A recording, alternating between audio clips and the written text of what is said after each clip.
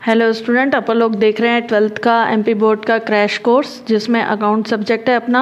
और account subject में आज जो मैंने टॉपिक लिया है वो लिया है अकाउंटिंग फॉर शेयर कैपिटल। इस चैप्टर में जो इम्पोर्टेंट थ्योरी है वो है meaning of company, characteristics of A company और इस चैप्टर के ऑल डिफरेंस।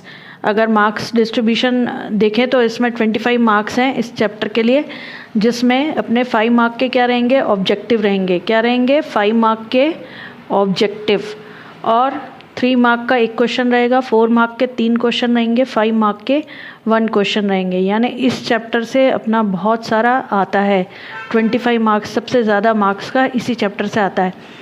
अब इनमें जो चैप्टर लिए गए हैं, दो चैप्टर को इंक्लूड किया गया है, एक अकाउंटिंग फॉर शेयर कैपिटल और दूसरा अकाउंटिंग फॉर डिबेंचर, जिसमें शेयर कैपिटल वाले चैप्टर से अपना बहुत ज़्यादा आता है। अब इसके रूल्स देखेंगे तो रूल्स में अपन को कुछ एंट्री करनी रहती हैं जो आपको क्या करनी पड़ेंगी, याद करनी पड़ेंगी।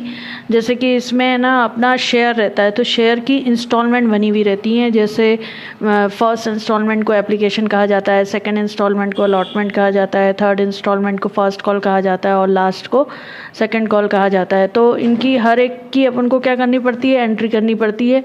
तो एक होती है रिसिप्ट की एंट्री और एक होती है ड्यू की एंट्री। जैसे एप्लीकेशन की एंट्री कर रहे हैं तो पहली एप्लीकेशन में रिसिप्ट की होगी और फिर कौन सी होगी, ड्यू की।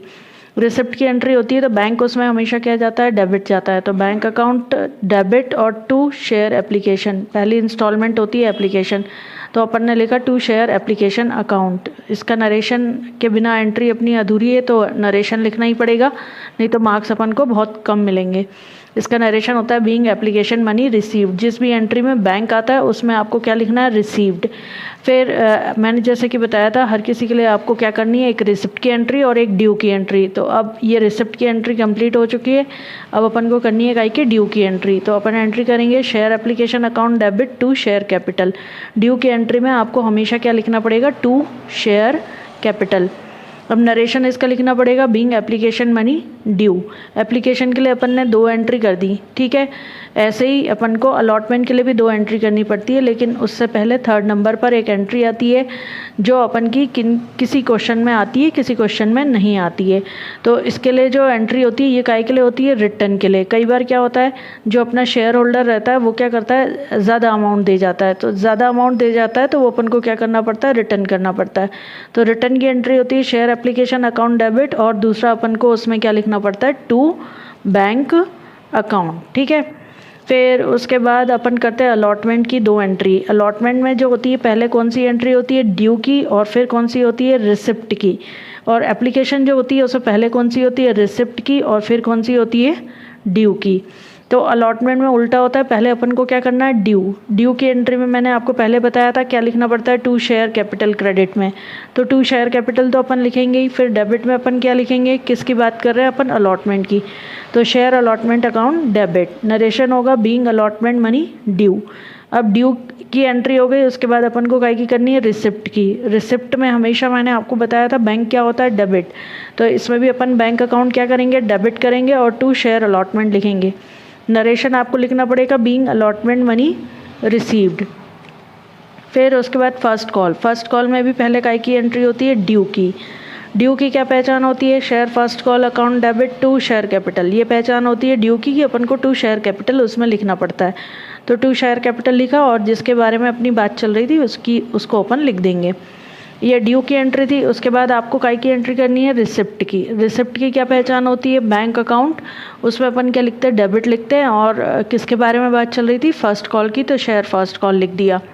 नरेशन होगा being first call money received. फिर सेकंड कॉल की करेंगे, तो सेकंड कॉल की भी जैसे फर्स्ट कॉल की होती है वैसी ही होगी, बस उसमें पहले फर्स्ट की जगह क्या आ जाएगा, सेकंड कॉल, ठीक है। और पहले इसमें ड्यू की होती है, फिर कौन सी होती है, रिसिप्ट की। ड्यू में अपन ने टू शेयर कैपिटल लिख दिया, फिर जिसके बारे में बात चल रही थी, सेकंड कॉल की बात चल रही थी, तो सेकंड कॉल लिख दिया डेबिट में। फिर अपन लिखेंगे bank account debit to share second call, ये काय की एंट्री हो गई, रिसिप्ट की। तो अपने क्वेश्चन में 9 एंट्री होती हैं और जो 3rd नंबर एंट्री थी वो कभी कभी होती है। तो इसमें जो शेयर रहते हैं वो 3 तरीक़ों से क्या होते हैं, इशू होते हैं। जैसे कि पार पर, प्रीमियम पर और किस पर, डिस्काउंट पर। पार पर होगा तो 10 का शेयर 10 में ही देंगे, प्रीमियम होगा तो 10 का शेयर 12 में देंगे, और अगर डिस्काउंट होगा तो 10 का शेयर 9 में देंगे। 8 भी हो सकता है, प्रीमियम होगा तो 13 भी हो सकता है, 14 भी हो सकता है। तो मतलब 10 से जितना ऊपर जा रहा है वो चीज़ क्या होगी प्रीमियम, 10 से जितना कम जा रहा है वो चीज़ क्या होगी डिस्काउंट।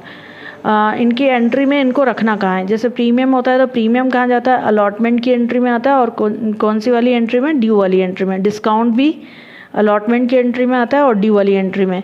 प्रीमियम हमेशा क्रेडिट में जाता है और डिस्काउंट हमेशा कहाँ जाता है, डेबिट में जाता है। अब जैसे मैंने आपके लिए जो क्वेश्चन लिया है उसमें पहला क्वेश्चन है अपना एक हिंदुस्तान लिमिटेड वाला। हिंदुस्तान लिमिटेड इशू कर रही है कितने, 2000 शेयर। एक शेयर का प्राइस कितना था, 10 रुपीज़ था। 12 रुपये पर शेयर के हिसाब से वो क्या कर रही है, दे रही है। तो इसमें 2 रुपये एप्लीकेशन के, 5 रुपये अलॉटमेंट के, इंक्लूडिंग 2 रुपीज़ प्रीमियम, और फर्स्ट कॉल के कितने, 5। सबसे अपन को एप्लीकेशन मनी रिसीव्ड हो गई ऑल शेयर से, और सबको अपन ने टाइम टू टाइम बताते गए और मनी रिसीव होती गई।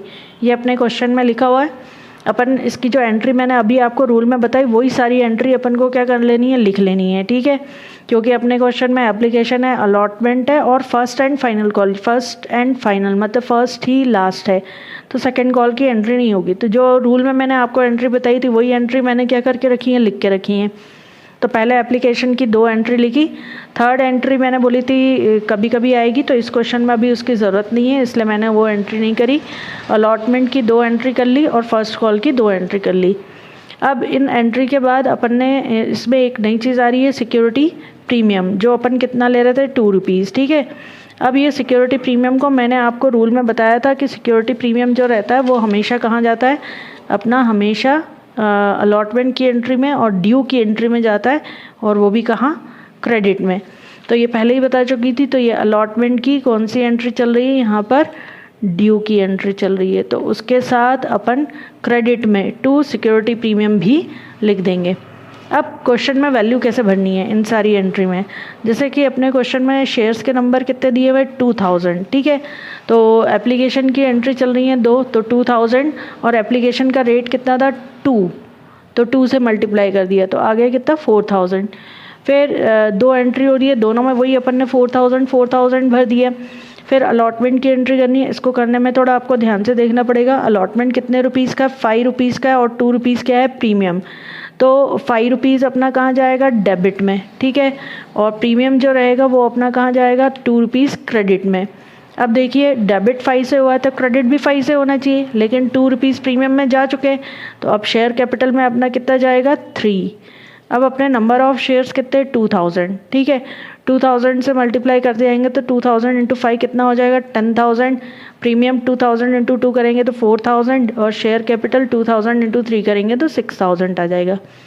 फिर अपन को भरनी है बैंक की यानी रिसिप्ट की एंट्री, तो जो अपन ने यहाँ भरा हुआ है 10,000 वही अपना यहाँ पर आएगा।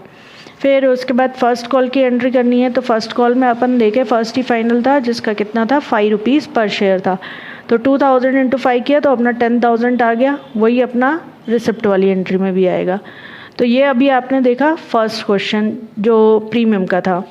अब जो सेकंड क्वेश्चन है वो मैंने स्टार्ट किया है आपके लिए।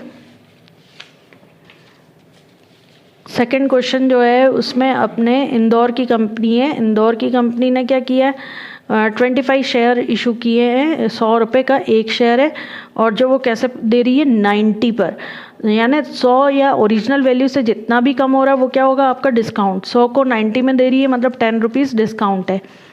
एप्लीकेशन कितना है, 20, अलॉटमेंट कितना है, 20, फर्स्ट एंड फाइनल कॉल कितना है, 50। अब जब भी आपको ये डिस्काउंट वाला क्वेश्चन आ जाता है तो आप टोटल लगा के चेक कर लेना कि आपका टोटल 100 हो रहा है कि नहीं हो रहा है।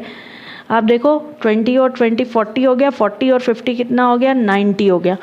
मतलब अपना शेयर की वैल्यू कितनी होनी चाहिए, 100 होनी चाहिए। तो इसमें 10 रुपीज़ मिसिंग हो रहे हैं, तो वो 10 अपन मानेंगे किसके अंदर है, अलॉटमेंट के अंदर। अगर वो बराबर 100 हो जाते तो उसी के अंदर होते, अगर नहीं हो रहे हैं 90 हो रहे हैं तो आप इसमें बढ़ाएंगे कितने रुपए, 10 रुपीज़। तो अब टोटल लगाएंगे तो आपका टोटल कितना आ जाएगा, 100 आ जाएगा। इसमें अपन का क्या हो रहा है, एप्लीकेशन सारे शेयर्स होल्डर्स को अपन ने अलॉट कर दी थी, लेकिन एक शेयर होल्डर इसमें ऐसा था जो जिसके पास कितने शेयर थे, 100 शेयर थे, उसने अपन को क्या किया, फुल पेमेंट कर दिया अलॉटमेंट के टाइम पर। मतलब जब अलॉटमेंट के टाइम पर उसे देना था तो एप्लीकेशन तो पहले दी जाती, वो दे चुका था। जब अलॉटमेंट दे रहा था तो उसने पूरा पेमेंट किया, तो अलॉटमेंट के बाद बचा क्या था वही देगा। तो अलॉटमेंट के बाद बचा क्या था, फर्स्ट एंड फाइनल कॉल। मतलब अलॉटमेंट के टाइम पर 100 ने फर्स्ट कॉल का पैसा भी दे दिया, टाइम से पहले दे दिया, मतलब वो क्या है, कॉल इन एडवांस। अब अपन को कॉल इन एडवांस कैसे करना है वो चीज़ सीखनी है। एंट्री अपन ने जैसे मैंने आपको रूल में सिखाई थी वैसे ही एंट्री मैंने करी है यहाँ पर पूरी। बस इसमें एक नई चीज़ आ रही है, कॉल्स इन एडवांस, वो आपको सीखना है कि किस तरीके से उसे अपन को भरना है। और डिस्काउंट तो पहले अगर एप्लीकेशन की बात करें तो अपने शेयर कितने थे, 2500, और एक से अपन एप्लीकेशन का कितना लेते थे, 20। तो 2500 इंटू 20 किया तो आपका कितना आ गया, 50,000। ऐसी एप्लीकेशन की जो दूसरी एंट्री थी उसमें भी भरेंगे अपन 50,000। थर्ड एंट्री होती है अलॉटमेंट की। अलॉटमेंट में मैंने अभी आपको रूल में बताया था कि जो अपना डिस्काउंट रहता है वो किधर जाता है, डिस्काउंट जैसे कम मिला, यहाँ 9 मिला था, 1 रुपये डिस्काउंट था, तो अपन अलॉटमेंट की एंट्री में कहाँ रखते हैं, ड्यू वाली एंट्री में। ड्यू वाली एंट्री कौन सी होती है, ये जिसमें बैंक नहीं होता। जैसे कि ये share allotment account debit, debit में रखा मैंने क्या, डिस्काउंट, और टू शेयर कैपिटल। वैसे एंट्री क्या थी आपकी, share allotment to share capital, discount आया तो वो मैंने डेबिट में डाला क्योंकि रूल में बताया गया था। फिर इसमें अपन वैल्यू कैसे भरेंगे, आपका अलॉटमेंट कितना था, 20 था, और 10 रुपीज़ आपके क्या थे, डिस्काउंट।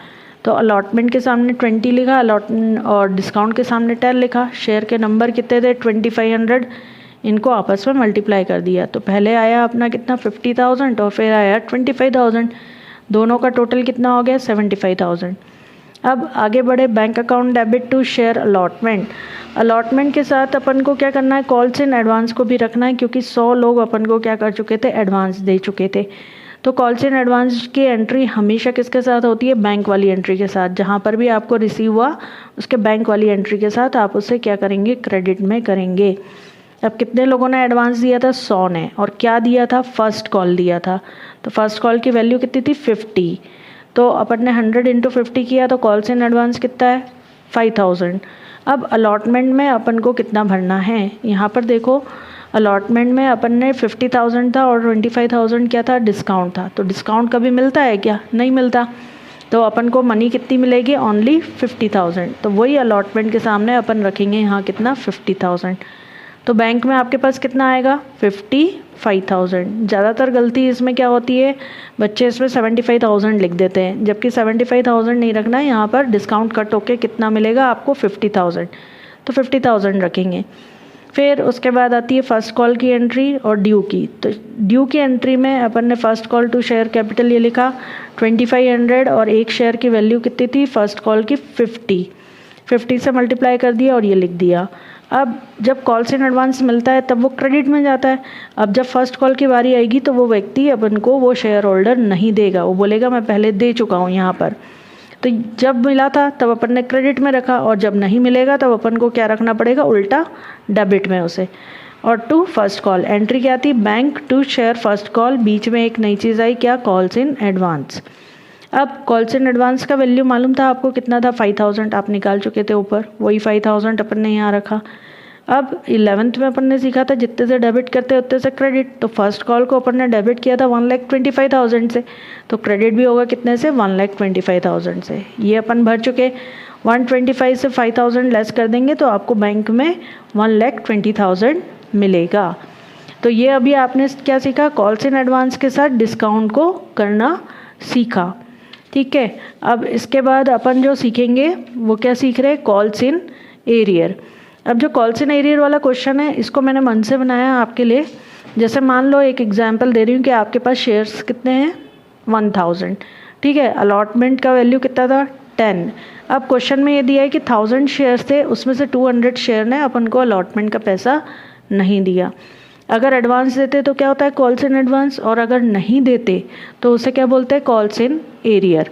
अब इसको भरना कहाँ है अपन को, कॉल्स इन एरियर जो रहता है वो बैंक वाली एंट्री के साथ आता है। कॉल्स इन एडवांस कहाँ जाता था, क्रेडिट में। कॉल्स इन एरियर उसका उल्टा चलता है, ये कहाँ जाएगा, डेबिट में। तो अलॉटमेंट की एंट्री करी, share allotment account debit to share capital, और फिर अपन एंट्री करते थे रिसिप्ट की, bank account debit to share allotment. लेकिन बीच में एक नई चीज़ आ रही है क्या, calls in arrear. Calls in arrear कहाँ जाता है, डेबिट में। अब नंबर ऑफ शेयर्स कितने थे, 1000। एक अलॉटमेंट पर अपन लेते थे 10, तो 1000 पर लेंगे अपन कितना, 10,000। फिर अपन ने डेबिट किया था अलॉटमेंट को 10,000 से, तो क्रेडिट भी होगा कितने से, 10,000 से। 200 शेयर ने अपन को अलॉटमेंट का पैसा नहीं दिया, तो 200 इंटू 10 करेंगे, यानी 2000 नहीं मिला। तो 10 से 2000 नहीं मिला तो कितना मिला, 8000। तो ये आपने क्या सीखा, कॉल्स इन एरियर। अब जो मैं नया टॉपिक सिखा रही हूँ उसमें आपके लिए उस टॉपिक का नाम है फॉरफीचर। ज़्यादातर इसके क्वेश्चन बहुत आते हैं। तो फॉरफीचर में क्या रहता है कि कंपनी जो शेयर होल्डर रहता है इसको वार्निंग देती है कि आप हमें एप्लीकेशन का पैसा दे दो, अलॉटमेंट का पैसा दे दो। एक बार कॉल करती है, 2 बार कॉल करती है, फिर वो नहीं देती, तो फिर उसका शेयर कंपनी क्या कर लेती है, फॉरफिट कर लेती है। तो उसको बोलते हैं अपन फॉरफीचर, ठीक है। तो फॉरफीचर के जो क्वेश्चन रहते हैं वो ज़्यादा आते हैं। अब इसमें भी मैंने आपके लिए एक एग्जांपल दे रही हूँ।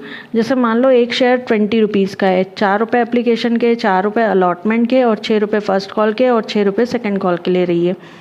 इसमें 150 शेयर ऐसे हैं जिन्होंने क्या किया, 6 रुपीज़ के हिसाब से फर्स्ट कॉल नहीं दिया और सेकेंड कॉल नहीं दिया और इसके शेयर को फॉरफिट कर लिया। फॉरफिट कर लिया तो फॉरफीचर की एंट्री क्या रहती है, इसके मैंने आपको रूल नहीं दिए, इसको डायरेक्ट बता रही। जब भी फॉरफीचर की एंट्री करेंगे तो हमेशा, चाहे कोई सा भी क्वेश्चन हो, आप उसमें ये लिखेंगे share capital account debit to share forfeiture, ये तो लिखना ही है। फिर क्रेडिट में और दो चीज़ें मैंने ऐड करी है। तो वो कौन सी चीज़ है, जो सामने वाला यहाँ शेयर होल्डर आपको नहीं दे रहा। जैसे 6 रुपये आपको उससे फर्स्ट कॉल के नहीं दिए, 6 रुपये उसने सेकेंड कॉल के नहीं दिए, तो ये क्रेडिट में आपको और जोड़ना है, ठीक है। तो अब पहले क्रेडिट भरा जाता है, फिर इन सब का टोटल कहाँ आता है, डेबिट में। तो क्रेडिट अपन भरेंगे, फर्स्ट कॉल 150 शेयर थे, 6 रुपये था, 150 इंटू 6 किया, फर्स्ट कॉल का वैल्यू 900 आ गया। सेकेंड कॉल 150 इंटू 6 किया, वैल्यू कितना आ गया, 900। फॉर फीचर में क्या भरते, जितना मिल चुका। तो कितना मिल चुका था, 4 + 4 यानी 8 रुपये मिल चुके थे, तो 150 इंटू 8 करेंगे तो कितना आ जाएगा, 1200। तो ये हो गई फॉर फीचर की एंट्री। फिर यही 150 शेयर्स को री इशू कर दिया। री इशू जो होता है उसमें क्या करते हैं, जो bank account debit to share capital लिखते हैं, मतलब अपन के पास पैसा आएगा और अपने पास से शेयर कैपिटल जाएगी। तो अपने शेयर कितने थे, 150, और एक शेयर का प्राइस कितना था, 20। पार पर री इशू हुआ था, तो इसलिए अपन ने क्या रखा यहाँ 20। तो 3000 दोनों में लिख देंगे। जब भी फॉर फीचर और री इशू हो तो एंड अपना जो एंट्री से होता है वो होती है entry forfeiture account debit to capital reserve. इसमें आपने जितना भी फॉर फीचर में वैल्यू आई थी वो चीज़ लिखनी है। इसका नरेशन क्या होगा, for being forfeiture amount transfer to capital reserve account. तो ये क्वेश्चन यहाँ पर ख़त्म होता है। मैंने आपके लिए अब दूसरा क्वेश्चन भी एग्जाम्पल ही बनाया है उसका। 100 शेयर थे, एक शेयर का प्राइस कितना था, 10, एप्लीकेशन 2 रुपये, अलॉटमेंट 5 रुपये, first call 3 rupees, second call 2 rupees. इस तरीके से कंपनी कितना लेती है, 12 रुपीज़ लेती है। और री इशू जो हुआ है वो कितने पर हुआ है, 11 पर। अब इसमें प्रीमियम है। प्रीमियम वाले क्वेश्चन बहुत इंपॉर्टेंट रहते हैं, बहुत आते हैं एग्जाम में।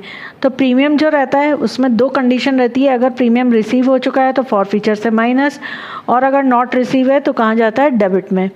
फिर उसके बाद इसके लिए अब क्वेश्चन अपन स्टार्ट कर रहे हैं। यहाँ पर अपन का क्या हो रहा है, अलॉटमेंट में मैंने क्रॉस लगा के रखा है, मतलब प्रीमियम नहीं मिला होगा। प्रीमियम नहीं मिला होगा तो अपन को कहाँ रखना है, डेबिट में। तो एंट्री क्या थी, share capital account debit to share forfeiture तो होता ही है, और प्रीमियम का मैंने बता ही दिया था कि डेबिट में रखना है। और जो चीज़ नहीं दी, क्या क्या नहीं दिया, अलॉटमेंट, फर्स्ट कॉल और सेकेंड कॉल। तो 2 अलॉटमेंट, 2 फर्स्ट कॉल और 2 सेकेंड कॉल रखा। शेयर के नंबर कितने थे, 100। अब 100 इंटू अलॉटमेंट का रेट कितना था, 5 से मल्टीप्लाई किया। फर्स्ट कॉल अपना कितना था, 100 इंटू 3, तो ये अपन ने कर दिया 300। सेकेंड कॉल कितना था, 2, तो 100 इंटू 2 कर दिया 200। फॉर फीचर में क्या आता है, जितना मिल चुका, तो सिर्फ मिला क्या है, एप्लीकेशन। तो 2 रुपीज़ अपन ने एप्लीकेशन में इंटू करके डाल दिए। प्रीमियम कितना था, 2 रुपीज़। कैसे पता चला, अपन इनका टोटल लगाएं तो 12 होता है, और जबकि शेयर का प्राइस कितना था, 10, तो कितने ज़्यादा हो गए, 2, तो 2 रुपीज़ प्रीमियम है। तो 100 इंटू 2 किया तो आपका क्या आ गया, सिक्योरिटी प्रीमियम। क्रेडिट का टोटल किया 1200 होता है, 200 माइनस किया तो 1000 किस में आ गया, शेयर कैपिटल में। फिर उसके बाद री इशू की एंट्री होती है। री इशू में मैंने आपको ये पिछले क्वेश्चन में बताया था, बैंक टू शेयर कैपिटल करते हैं, तो यहाँ पर भी बैंक टू शेयर कैपिटल लिखेंगे। लेकिन यहाँ पर 11 रुपये पर दिया, 10 रुपये का शेयर था, 1 रुपये ज़्यादा लिए तो प्रीमियम था। तो री इशू में प्रीमियम कहाँ जाता है, क्रेडिट में। तो क्रेडिट में अपन ने 2 सिक्योरिटी प्रीमियम रख दिया। नंबर ऑफ शेयर्स कितने थे, 100 इंटू 10, और प्रीमियम कितना था 100 इंटू 1, दोनों को लिख दिया, टोटल अपन ने कहाँ डाल दिया बैंक में। फॉर फ्यूचर में अपन क्या करेंगे, ये लास्ट अपनी एंट्री होती है कैपिटल रिजर्व की, जिसकी एंट्री होती है forfeiture account debit to capital reserve. जो फॉर फ्यूचर आपका ऊपर एंट्री में आया है वही अपन 200 इसमें रख देंगे। तो नरेशन होगा being forfeiture amount transfer to capital reserve account. Next जो मैंने आपके लिए एग्जाम्पल बनाया है वो है आपका, इसमें भी प्रीमियम वाला क्वेश्चन है। इसमें क्या हो रहा है, 100 शेयर थे, 10 रुपये का एक था, सेम वैसे ही क्वेश्चन रखा है, बस इसमें अपन को क्या मिल गया, एप्लीकेशन मिल गया, अलॉटमेंट मिल गया, फर्स्ट और सेकंड कॉल नहीं मिला। अलॉटमेंट मिल गया मतलब प्रीमियम भी, ये मैंने आपको बताया था, यहाँ पर अलॉटमेंट मिल गया यानी आपके क्या हो गया, प्रीमियम भी मिल गया। प्रीमियम अगर रिसीव हो जाता है तो फॉरफीचर से क्या होता है, माइनस। प्रीमियम वाले क्वेश्चन बहुत इंपॉर्टेंट रहते हैं तो इसलिए इस पर आपको ज़्यादा ध्यान देना है। फिर इसमें अपन को फर्स्ट कॉल नहीं मिला, सेकंड कॉल नहीं मिला, फॉरफीचर की एंट्री करनी है। उसका मैंने बताया था share capital to share forfeiture तो लिखते ही हैं, और जो सामने वाले ने नहीं दिया, क्या नहीं दिया, फर्स्ट कॉल और सेकंड कॉल, तो 2 फर्स्ट कॉल और 2 सेकंड कॉल लिख दिया। अब फर्स्ट कॉल में 100 इंटू 3 किया, सेकंड कॉल में 100 इंटू 2 किया। फॉरफीचर में जितना मिल गया तो दो चीज़ पे टिक लगाए, 2 और 5 पे, तो 2 + 5, और प्रीमियम मिल चुका है तो माइनस हो जाता है फॉरफीचर से, मतलब इससे। तो 2 रुपीज़ प्रीमियम था, 10 से अपन को 12 मिल रहा है, 2 रुपीज़ ज़्यादा मिले वो प्रीमियम है, तो वो अपन ने क्या कर देना है, माइनस करना है। तो 2 + 5 7 -2, तो वापस 5 पे आ गए, 5 इंटू 100 किया तो कितना आ गया 500। अब क्रेडिट का टोटल लगा के अपन ने डेबिट में डाल दिया। फिर रीइशू इसने किया है कितने पर, 9 पर, तो बैंक में पैसा आएगा 9 रुपीज़ के हिसाब से। रीइशू की एंट्री होती है बैंक टू शेयर कैपिटल, तो 9 इंटू 100 किया, 900 लिख दिया। शेयर कैपिटल में अपन लिखेंगे 100 इंटू 10, एक शेयर का जो ओरिजिनल प्राइस था 1000 आ गया, 1000 के मिल रहे हैं 900, 1 रुपये कम मिल रहे हैं, तो वो क्या होगा, डिस्काउंट। डिस्काउंट रीइशू के एंट्री में क्या करके लिखते हैं, फॉरफीचर, क्या लिखते हैं उसे, फॉरफीचर। तो 100 रुपीज़ क्या निकला, डिस्काउंट। नरेशन लिखेंगे 100 शेयर रीइशू। लास्ट एंट्री जब फॉरफीचर हो और रीइशू हो तो ये तो होती है, तो forfeiture account debit to capital reserve लिखेंगे। इसमें क्या आएगा आपका, ये जो 500 है मैं पहले बता चुकी हूँ, यही अपना इसके अंदर आता है, लेकिन यहाँ 400 कैसे हो गया। 500 में अगर रीइशू में डिस्काउंट है तो वो क्या हो जाता है, लेस हो जाता है, तो 500 से 100 माइनस किया, वो अपन ने यहाँ लिख दिया। और अगर प्रीमियम होता है तो उसका कुछ नहीं करते, बस डिस्काउंट होता है तो वो लेस होता है। तो ये जो चैप्टर थे मैंने इसमें इंपॉर्टेंट से इंपॉर्टेंट क्वेश्चन बता दिए, जिसमें प्रीमियम वाले क्वेश्चन बहुत आते हैं। तो आपको अगर कोई भी डाउट हो तो आप मेरे को क्या कर सकते हैं, मेल कर सकते हैं, और मेल जो है वो डिस्क्रिप्शन में मैंने क्या करके रखी है, देके रखी है, और सारे क्वेश्चन की लिंक भी है। वैसे ज़्यादातर आजकल आज जो थे वो एग्जाम्पल ही थे, 2 ही क्वेश्चन मैंने आपको बुक के समझाए। और अगर वीडियो अच्छी लगी हो तो आप लाइक करें, और आगे के 4 वीडियो देखने हो तो आप मुझे सब्सक्राइब भी कर सकते हैं।